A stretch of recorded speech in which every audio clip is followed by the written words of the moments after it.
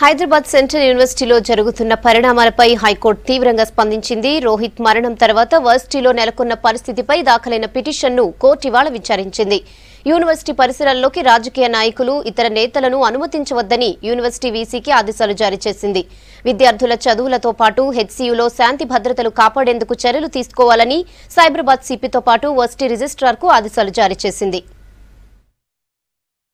అమరుడు రోహిత్ వేములకు న్యాయం జరగాలంటే విపరీతమైన రాజకీయ పార్టీల జోక్యం పక్కన పెట్టేసి ఒక సమగ్రమైన వ్యక్తుల చేత, ముఖ్యంగా ఎల్డర్స్, సమాజంలో న్యూట్రల్ పర్సనాలిటీస్ చేత లేదా సిట్టింగ్ జడ్జి చేత న్యాయ విచారణ జరిగితే తప్ప ఆయనకు న్యాయం జరిగే ఆస్కారం లేదు.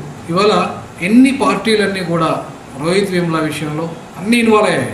ఇంత ఇన్వాల్వ్ అయినప్పటికీ కూడా రోహిత్ వేములకు ఎందుకు న్యాయం జరగలేదు? కాబట్టి రోహిత్ వేములకు న్యాయం జరగకపోవడానికి ఏంటంటే ఆ చావును రాజకీయం చేశారు కాబట్టి, రాజకీయ పార్టీల జోక్యం వల్ల అది సైడ్ ట్రాక్ అయింది కాబట్టి, పక్కదారి పట్టింది కాబట్టి న్యాయం జరగలేదు. కాబట్టి ఇవాళ రాజకీయాల కంటే న్యాయ వ్యవస్థ ఉన్నతమైంది కాబట్టి న్యాయ వ్యవస్థ జోక్యం చేసుకొని రోహిత్ వేములకు న్యాయం చేయాలి.